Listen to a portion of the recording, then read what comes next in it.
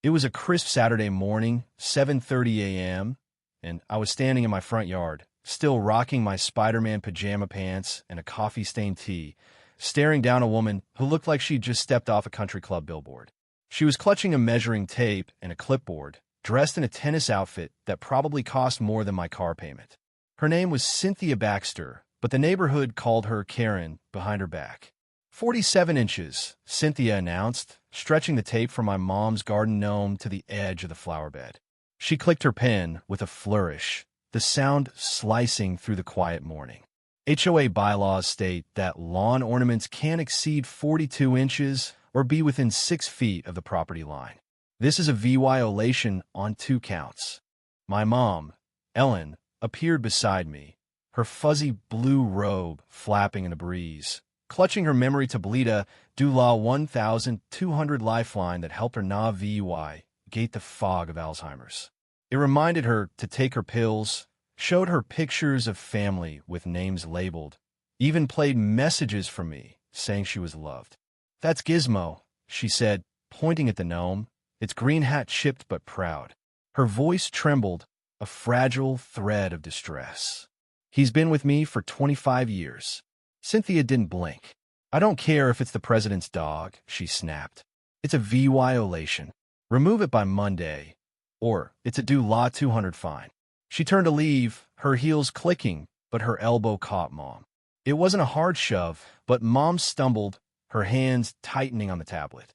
It slipped, tumbling in slow motion, and smashed onto the driveway with a gut-wrenching crack. The screen shattered, a spiderweb of ruin. Mom's soft cry broke the silence, a sound that ripped through me. She stared at the pieces, her face crumpling. I was frozen, my throat burning. Cynthia just stood there, lips pursed. From the corner of my eye, I saw my neighbor, Mr. Thompson, sipping coffee on his porch, watching the whole scene. Little did Cynthia know, she just destroyed the most precious thing my mom owned in front of a retired circuit court judge. And little did she know, I wasn't about to let her walk away. Selling Mom's house was like Carr VYing out my heart. She'd lived there for 35 years, Christmases, birthdays, late-night talks on the porch. But Alzheimer's had stolen her ability to stay there safely. The doctor was blunt. She needed constant care. My 2-bedroom house in this manicured suburban maze was our only option. MOVYing day was chaos movers banging around, Mom asking, "Where are we going?" every 10 minutes. I'd hold her hand, explain we were coming to my place, her new home. Her eyes would clear for a moment, then cloud over again. The memory tablet was a godsend, programmed with reminders, photos, and my voice telling her she was safe. It was her anchor in a world that kept slipping away. The neighborhood was a mixed bag. Some folks, like Mrs. Carter across the street, brought cookies and kind words. Others whispered when Mom seemed confused, their perfect lawns and identical mailboxes screaming order. Mom, in her worn robe, didn't fit their mold. The HOA welcome packet was a 50-page rulebook-approved paint colors, mostly beige, shrub heights, you name it. I skimmed it, shoved it in a drawer, and forgot it. Big mistake. Cynthia, the HOA queen, first cornered me at the mailbox. "Tom Hayes," I said, shaking her manicured hand. Her smile was all teeth. "Your yard could use some work," she said, eyeing my patchy grass. "Standards keep property values up."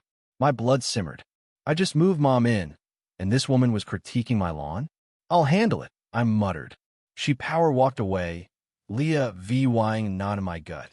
Meanwhile, Mr. Thompson, call him, Ed, watered his roses next door, offering a quiet welcome that felt like a lifeline. Life settled into a grind. I'm a freelance web designer, working from home, which was both a blessing and a curse. I could watch Mom, but juggling deadlines while making sure she didn't want her off was brutal. My clients got testy, money got tight. The HOA didn't help. A week after we moved, a letter arrived about my garbage cans being VY Cybele on non-pickup days. I had to buy a DULA 300 shed to hide them. Then Cynthia started nitpicking my yard weeds, uneven bushes, you name it. I hired a kid, Nate, to mow and trim, but one day he accidentally shredded Cynthia's prized roses, thinking they were weeds. She screamed like he'd burn her house down. "Those were award-winning," she shrieked. I stepped in. "It was an accident, Cynthia." She stormed off, but not before snapping at Mom, who'd wandered out, confused by the noise. "Perhaps you should control her," she said, her voice dripping with disdain. That's when I started pushing back. My buddy Jake, over beers, suggested fighting fire with fire follow the rules, but make them a headache for her. I planted wildflowers instead of grass, colorful and chaotic, but technically legal. I installed solar lights, each exactly at the height limit. Mom, on her good days, loved her gnomes Gizmo, Tinker, and a tiny one she called Daisy. She'd place them in the yard, talking to them like old friends. I knew it had set Cynthia off, but seeing Mom smile, I couldn't stop her. Sure enough, Cynthia's car started cruising by, her phone out, snapping pictures of my rebellion. The breaking point came that Saturday. Cynthia was back, measuring Gizmo. "Violation," she declared, pen clicking. Mom came out, clutching her tablet. "That's Gizmo," she said softly. Cynthia's reply was ice cold. "Remove it, or pay the fine." She turned too fast, bumped Mom, and the tablet flew. The crash echoed in my skull. Mom's cry was a dagger. "It's broken," she whispered, tears streaming. Cynthia shrugged. She shouldn't be handling expensive things if she's clumsy. My fists clenched. "You did that," I growled. She waved me off and left, Leah VYing me with Mom's sobs and a shattered lifeline. That day was hell. Without the tablet, Mom forgot her meds, got lost in the house, and kept asking for her book. I tried to recover the date hours on YouTube, software downloads. Nothing worked. The memory card was toast.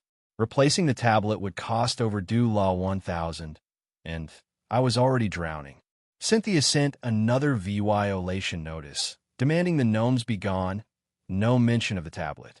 I called her, left a furious voicemail. No response. I went to the police, feeling like a fool. Officer Ruiz was kind but clear. "This is a CIVYL matter. Try small claims court." Court? I could barely afford groceries. Then Ed Thompson stepped in. "I saw it all," he said, his voice steady. "I'm Edward Thompson, retired circuit court judge. I think I can help." My jaw hit the floor. The quiet guy with the roses was a judge? Hope flickered. Ed explained small claims court simple. No lawyer needed, just EVY Denke. I dug in. The electronic store gave me a statement confirming the tablet's cost and unrecoverable data. Mom's neurologist, Dr. Lee, wrote a letter detailing the tablet's role in Mom's care and the harm its loss caused.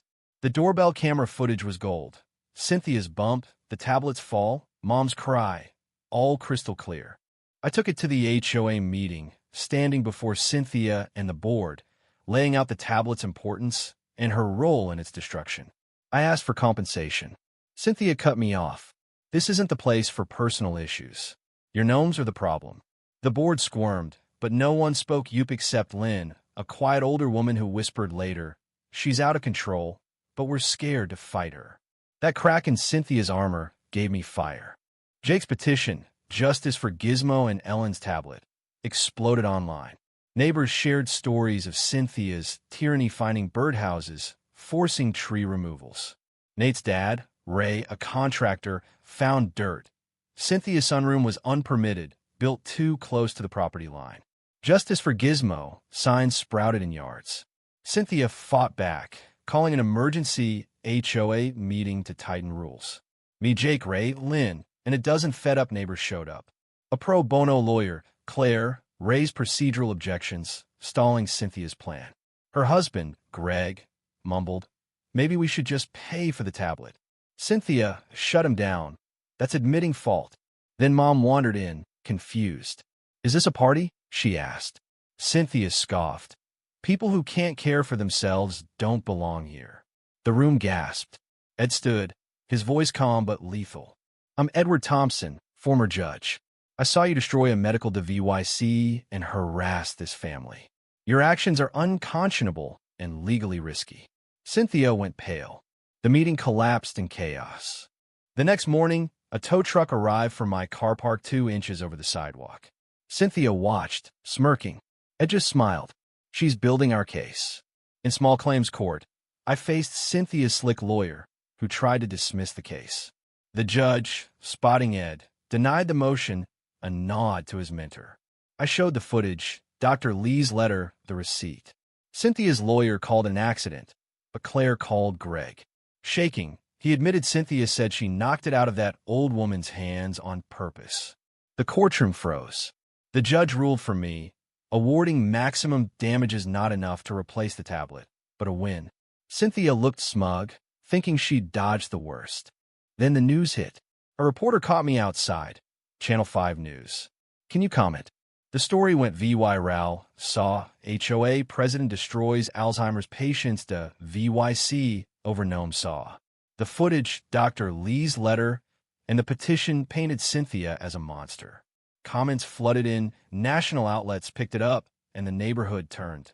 An HOA vote ousted Cynthia. Lynn took over.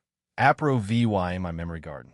A fundraiser replaced Mom's tablet, with extra funds going to Alzheimer's research. Cynthia's house went up for sale. She couldn't face the shame. Ray's crew built the garden for free, a haven of herbs and paths. Mom, on a good day, spotted Gizmo among the plants and smiled, placing him by the entrance. That night, neighbors gathered, kids playing, laughter rising. Ed raised a glass to justice and good neighbors. Mom, tablet in hand, looked at Cynthia's few remaining allies and said, "My son fights for what's right." I remember that, even when I forget his name, the garden went quiet, her words a testament to love and grit. 6 months later, the neighborhood feels alive. The garden's a hub, coffee mornings, kids' games, quiet evenings.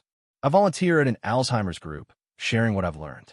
Ed and I play chess Sundays, his wisdom grounding me. Cynthia's house sold to a family whose kids added toy dragons to the gnomes. Mom's new tablet helps, and the community support keeps her steady. She wrote a note on it. "Gizmo and I are home. My son made it so. That a memory we'll never lose." What do you think? Did Cynthia deserve her downfall, or was she just enforcing rules? Should HOAs have this much power over our homes? Drop a comment, hit like, and subscribe for more stories that spark a fight.